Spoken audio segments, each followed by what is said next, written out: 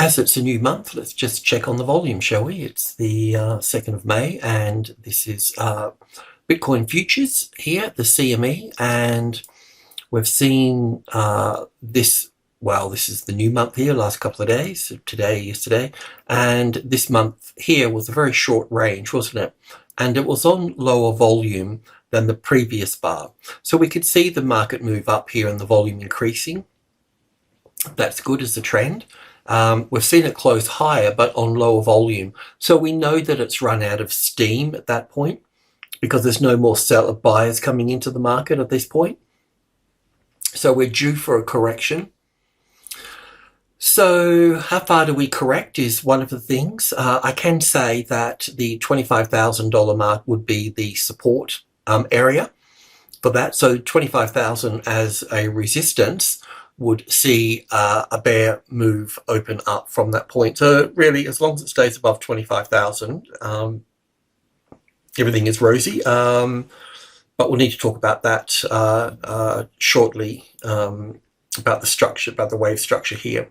So this is the volume here, and I wanted to ask a question, is that when I look at the volume on these two here, one is Coinbase and one is Bitstamp. I mean, Bitstamp's been around for quite some time, but when we have a look at the monthly volume there, it's a completely different story, isn't it, compared to the futures. But if I look at Bitstamp compared to Coinbase, we get that information a bit more like the futures market here.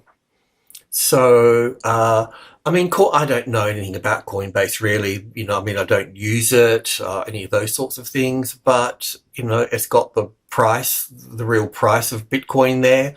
I believe you can buy real Bitcoin off Coinbase. I don't know where they're up to with their ETF, but yeah, if anybody knows the difference on those, that would be great. So coming back to the futures market here, we talked about this, I think we talked about it last week, didn't we? We just had a look at the daily charts, and we were talking about gaps in the market. I think it's just sort of, especially on the futures market, it's interesting. So we have a gap down here at just below 10,000. So that's kind of interesting. We have another little gap up here at 33 area through here. This little gap here was covered, I think. So they're the only sort of two, yeah, this is covered. So there's only, we've got that gap here, haven't we? That gap's not covered. So we've got this one, and the one down at 10,000 here for that. I don't know to the degree of which this futures contract would cover those gaps at this point. I know when I used to trade the local Australian futures contracts, then they used to cover their gaps. I'd always be looking for any half point that wasn't covered, and they would always come back and fill it. So yeah, I'm not too sure about the CME futures. One of the things here, I guess, is that it would create gaps because it doesn't trade on the weekend. So we'll do some catching up on the Monday from the weekend, So that's possibly one thing to consider. Okay, so what we're going to do now is we're going to go in and we're going to have a look at, talk about this particular structure here and the different ways we can counter. We've been looking at it in two different ways. So this is one way to look at it. This is using the low here as a wave 2 here, and then looking at this as 1, 2, 3, 4, and 5.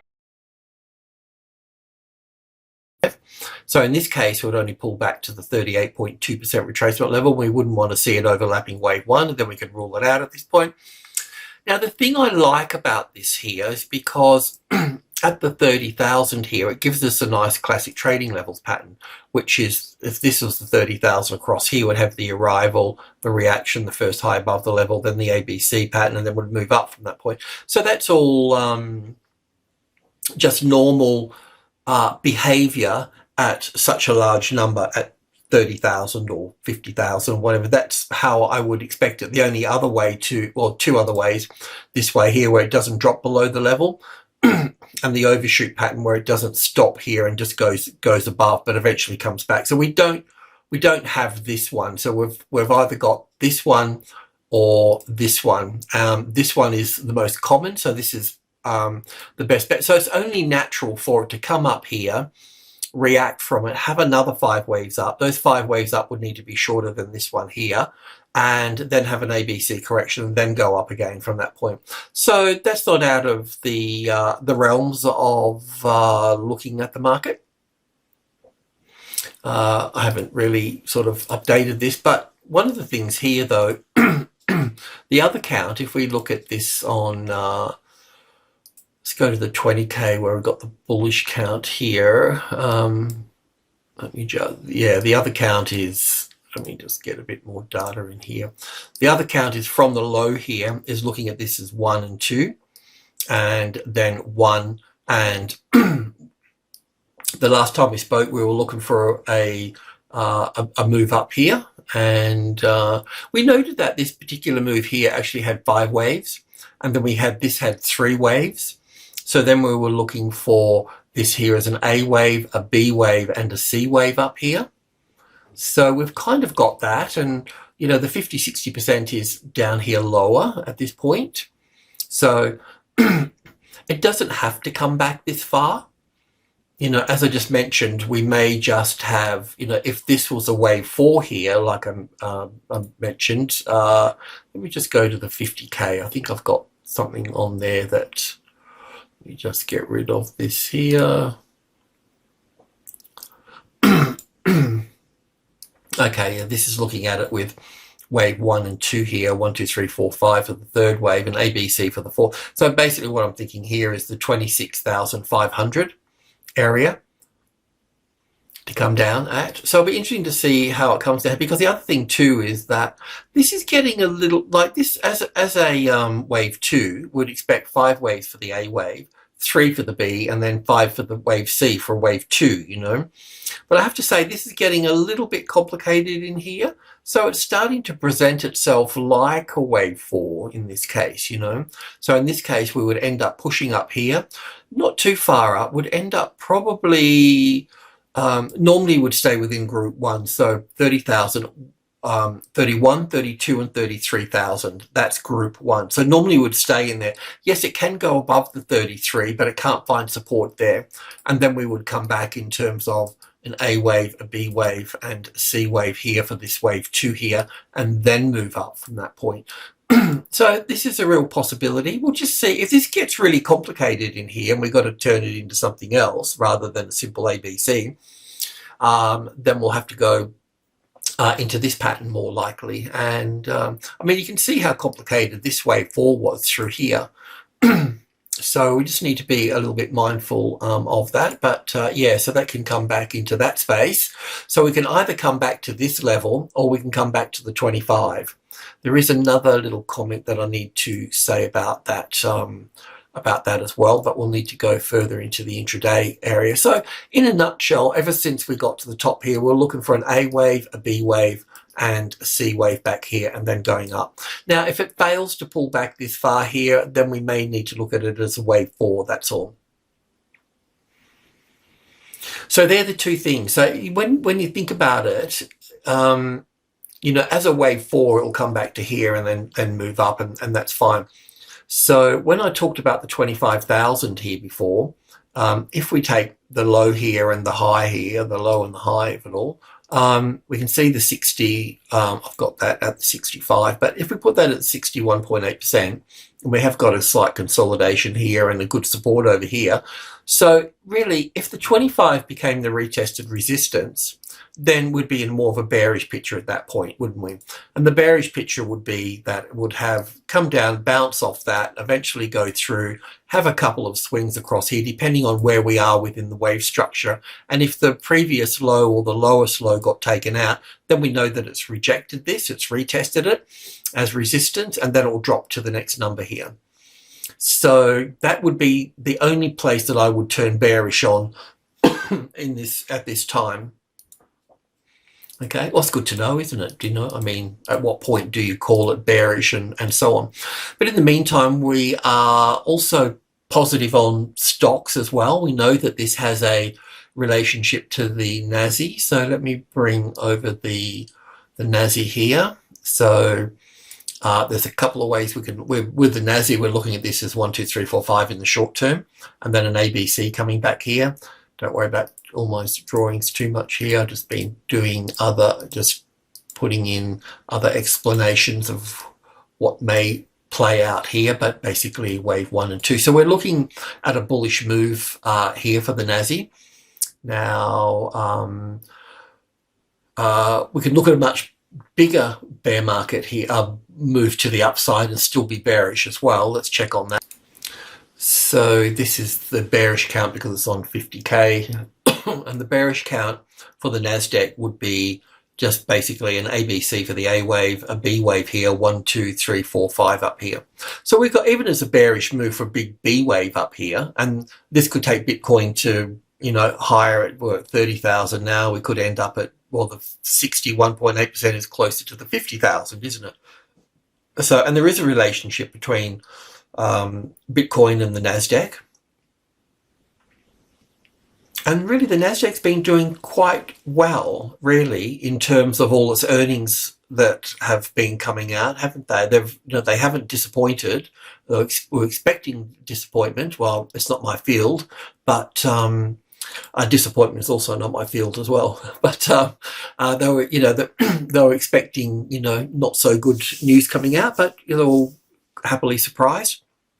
But it does show here that the potential for the ups, and this is maybe true or maybe not true, but I'm quite sure that we'll be going higher at this point. But because we've had a nice accumulation process across the 30,000, another Fibonacci number in the trading levels, but so we should be pushing higher here. So if this is going to go higher, then we could look at little Bitcoin making a move higher as well, and which it is in a way, So I would only turn bearish if the 25K became the resistance. Now, this move down through here, it counts quite nicely as 5 waves to the downside. So if we get 5 waves here, then we're going to get some type of correction here, and then we're going to get another 5 down here. How far will it go down? Don't know. We'll see, but this is where it can come to at this point. The other point, there is good support here. There's all good support across here. So let me just check. I'm not sure which charts I've updated and which I haven't, and so on and so on. So we're on 5K here. Oh, this is just another count too. Look, it's probably not the case, but looking at wave 1 here, instead of having wave 2 sitting over here, we could have wave 2 here. Look at this as an A and a B and a C, but it doesn't count very well. And then look at this. We've got 5 waves in here for 1 and 2 here. And then we can look at this as 1 here, an A and a B and a C here for 2. But if this low gets taken out, then this is not going to be the case. This is a long shot. Do you know what I mean? Like I didn't even want to show it, but I got to get my head out of the box and have a look around, and look at things in different ways. So I do weird things. So let me just bring in some more data here. Maybe 5 is enough. So we're looking at this as the one up here, and we've been looking at this as the A wave here. Now, last time we spoke, we counted 5 waves up here, so I don't need to go to the 100 tick. We'll just stay with this. We're looking at that as an A wave. We could count this down as an ABC here for the B wave. And then I can count 5 waves to here. So I can put wave C here. So that means I could put wave B here. But this one here has made a little bit of a high over here. So now what I've got is, this is where it gets a little bit weird, because I've got this other move over here, which is a little bit higher. So I was kind of looking for, from the B wave here, looking down for wave 1 and 2 here, 3, 4, 5. That would be kind of normal for me. I'd have to say, though, that the length of this here down to here is a little bit too long compared to this one. I'd normally be looking for the same size here. And this same size business is really quite interesting, because the other thing is that as I'm always harping on about, when you're talking about a large number like this here, we always look at group 1 above and group 2 below, and that becomes the natural swing range for the market to have its swings in, you know. So having wave 2 down here at the 50-60% means it would be dropping out of group 2 at that point. It's okay for a lot of times to come down and do something like that, you know, test down and then pop back in here. But I think there's a good chance that it could just stay, all of this could stay within group 2 here. You know, this is 26,500 here, by the way. We've got excellent support here. You know, I mean, this number is important, as you can see. You can't just take my word for it. I mean, the trading levels are useful, but there's something that you need to prove to yourself and to be useful, so to speak. But yeah, there is support building up. You know, there is support here. It's not to say that it's going to hold or anything, but all through here, that's a really good support zone here. And the interesting thing here, I think, for me, is that I don't have an answer just yet about this particular thing here. Because we've got 5 here, that means we should have 5 over here. That's what I can say, but we've got this as the high here, and I'm not really counting, I'm not counting 5 waves up to this point. Doesn't count very well like that. It counts more, it counts a bit differently. Maybe I'll just put it there, you know, and now we've got 5 waves down here, or we've got wave 2 here. I mean, coming down into the supply zone, you'd expect it to bounce back up a bit, wouldn't you? So it'll probably bounce back up here and then give us our 5 waves down here. Maybe they're not, maybe it doesn't stretch all the way down. Maybe it just, you know, like I said, just comes down below down to the 26, say, and bounces back from that particular point.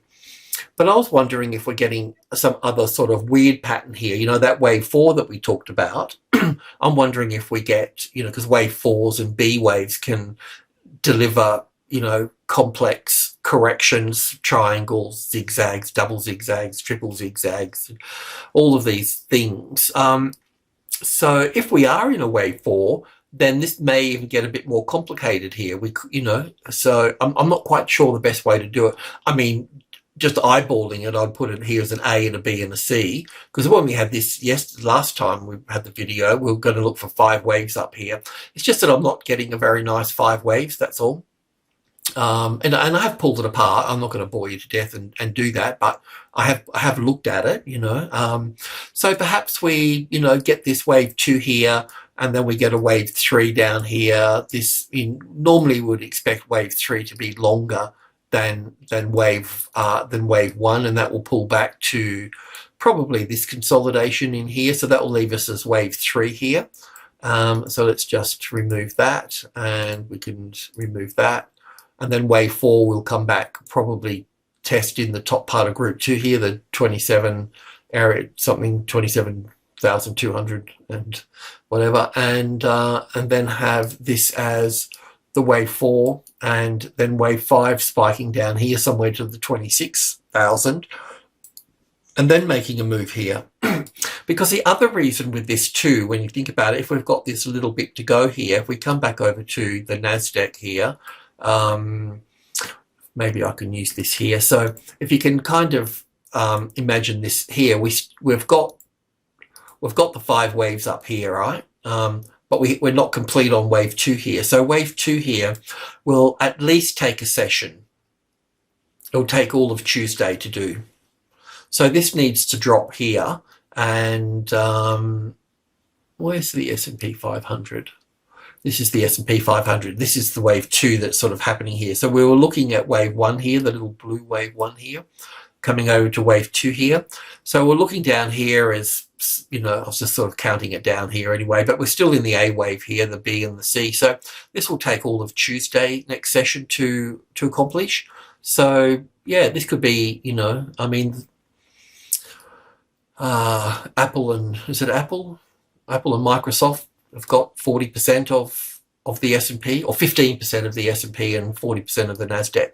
So tech stocks are, you know, have weight on that market too. So yeah, yeah, there we go. So I don't think there's much more to this. It's just how far it comes down, and it's just not really it's just not really giving me a nice B wave here. So it's just raising a flag saying, shit, there could be something else going on here, and we might need to float over to that wave 4 and have a look at that situation. But yeah, let's just allow this to play out. Look, I won't bore you to death anymore. That's as much as I know.